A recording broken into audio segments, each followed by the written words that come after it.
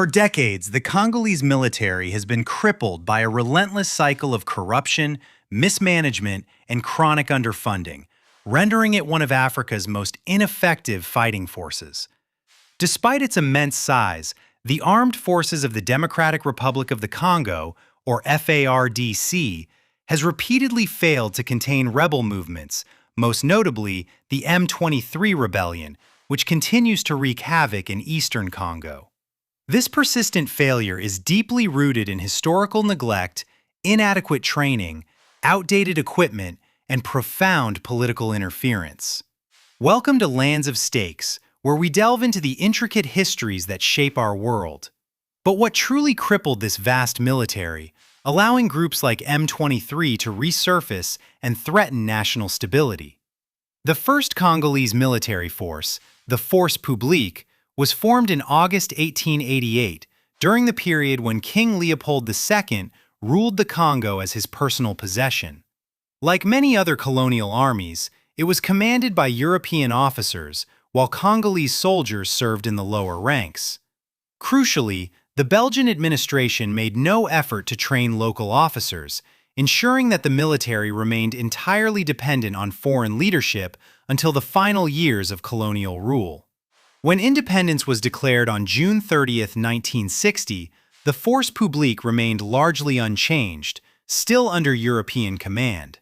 Congolese soldiers, who had long been excluded from leadership roles, expected immediate promotions and greater authority. Their frustration boiled over on July 5, 1960, when Belgian Commander Lieutenant General Emile Janssens declared that nothing would change despite independence. His remarks triggered a widespread mutiny, as enlisted troops saw this as a blatant continuation of colonial rule. In an attempt to restore order, Prime Minister Patrice Lumumba announced a one-rank promotion for all soldiers, but this failed to calm the unrest. As tensions escalated, the Belgian population fled the country. Fearing total collapse, Belgium deployed troops without Congo's consent. This reinforced suspicions within the Congolese leadership that Belgium was attempting to reassert control over its former colony. Determined to establish full sovereignty, Patrice Lumumba dismissed more than 1,000 European officers, retaining only a small group of advisors. In their place, he promoted Congolese non-commissioned officers, most of whom lacked proper military training. The Force Publique was rebranded as the Armée Nationale Congolaise, but instead of creating a unified national army, it fragmented into disorderly factions. Rather than serving the central government, many units pledged loyalty to ethnic leaders or secessionist movements, turning what was supposed to be a national military force into competing armed groups, each driven by personal and regional interests.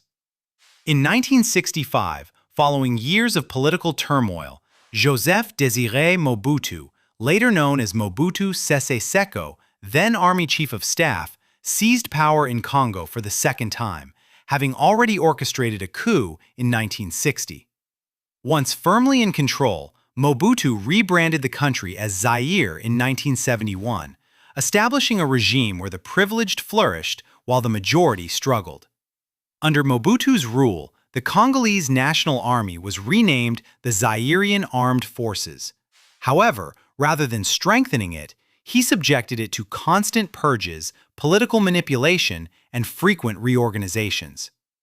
Officers seen as potential threats, particularly those from Kasai and Kivu, were sidelined, while loyalists from his own ethnic group, the Bangala of Equateur Province, were promoted. Mobutu's paranoia deepened following suspected coups in 1975 and 1978. Convinced that a strong army posed a direct threat to his rule, Mobutu deliberately weakened its structure while selectively empowering elite military units. These units, largely composed of soldiers from northern Equateur, were kept close to the capital to protect Mobutu's regime, while the rest of the army was neglected and underfunded. For most Zairean soldiers, survival was a daily struggle. Officers embezzled wages, and unpaid soldiers, left with no alternative, resorted to extorting civilians to get by. Rather than investing in a professional military, Mobutu embraced corruption, allowing his commanders to build personal business empires as long as they remained loyal. Over time, many generals became businessmen rather than military leaders, further eroding discipline and operational effectiveness. The same corruption and lack of discipline that had plagued the army since independence ultimately sealed its fate when Laurent Désiré Kabila launched his rebellion in 1996. By the time his forces reached the capital in 1997, Mobutu's army had all but collapsed. Laurent Désiré Kabila quickly adopted the autocratic playbook of his predecessor, governing through coercion and corruption while growing increasingly paranoid about threats to his rule. One of his deepest fears was betrayal by his former Rwandan allies, the very forces that had helped him depose Mobutu. Just over a year into his presidency, Kabila took a drastic step. He ordered all Rwandan troops to leave the country. This move triggered a full-scale regional conflict. At the center of this war was Congo's weak and disorganized military. Kabila's army was largely made up of young, inexperienced child soldiers known as Kadogos, who had been recruited during his rebellion. Lacking training, discipline, and trust in their commanders, they were no match for the well-equipped, battle-hardened rebel groups backed by Rwanda and Uganda. With his regime on the verge of collapse, Kabila was rescued by Angola, Namibia, and Zimbabwe, whose troops arrived with attack helicopters, armored vehicles, and MiG fighter jets, tipping the balance in his favor for a time.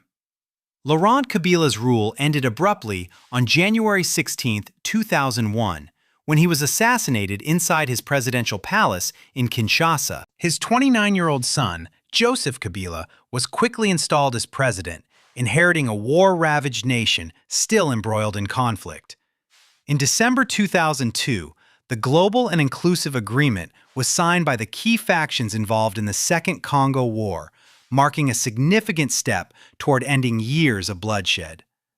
The agreement was built on a power-sharing framework, allowing former warring groups to be integrated into state institutions while their armed factions were merged into a newly formed national army. This led to the creation of the Armed Forces of the Democratic Republic of the Congo, the FARDC, merging the disparate militias that had once fought against each other.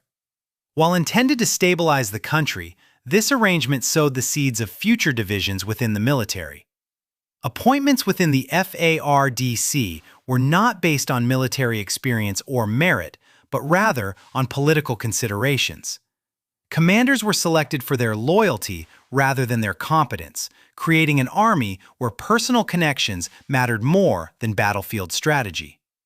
At the same time, rather than fostering a cohesive and independent army, President Joseph Kabila managed the security forces through informal networks, often bypassing the official military hierarchy. Some elite units, such as the Shark Brigade, operated almost exclusively under Kabila's direct control, leading to confusion and frustration among FARDC officers, many of whom complained about conflicting orders, one from their military superiors, the other from the president. One of the most glaring failures of Congo's military integration occurred in 2009 when the National Congress for the Defense of the People, the CNDP, was incorporated into the FARDC. While the CNDP was officially absorbed into the National Army, in reality, it continued to operate as a parallel force with its own leadership and command structure. Instead of dissolving, it strategically expanded its influence, securing mineral-rich territories in eastern Congo. This failed integration directly led to the formation of M23 in 2012. Since 2003, international donors have made multiple attempts to reform and professionalize the armed forces of the Congo. Despite these efforts, however, Congo's military remains undisciplined, ineffective, and deeply corrupt, with chronic mismanagement and underfunding leaving it in a state of perpetual dysfunction. One of the most glaring weaknesses of the FARDC is its lack of modern equipment. While rebel groups like M23 have access to superior weapons and logistical support, the Congolese military is poorly armed and ill-prepared for combat. Beyond operational failures, corruption runs deep within the FARDC, with soldiers often going months without pay. Desperate to survive, they extort civilians, engage in smuggling, or impose illegal taxes at checkpoints. Some of these extortion networks generate as much as $250,000 per month, with little if any of the money reaching state coffers. Shockingly, some FARDC commanders have been caught directly aiding the very rebels they are supposed to fight. There are credible reports of weapons and ammunition being supplied to insurgent factions, raising serious concerns about where the army's true loyalties lie. In one particularly brazen act of collusion, it is alleged that a commander ordered his troops to fire warning shots into the air, signaling to rebels in the forest that the army was approaching, thus giving them enough time to flee unchallenged. Like many state employees in the Democratic Republic of Congo, soldiers in the armed forces endure difficult living and working conditions. Despite some improvements in salary payments, the official monthly wage of around $100 remains insufficient to support even a small family. As a result, many troops and their families live in poverty, relying on side jobs, informal networks, or even illegal activities to survive. FARDC. Soldiers are not entitled to paid leave, and securing time off is extremely difficult, especially for those stationed in combat zones. Even when permission is granted, visiting family is often impossible due to high travel costs and poor infrastructure. The instability of army life takes a heavy toll on soldiers' families, particularly wives and children. Many military spouses follow their husbands to distant postings, living in makeshift shelters inside military camps, often without proper security or basic amenities.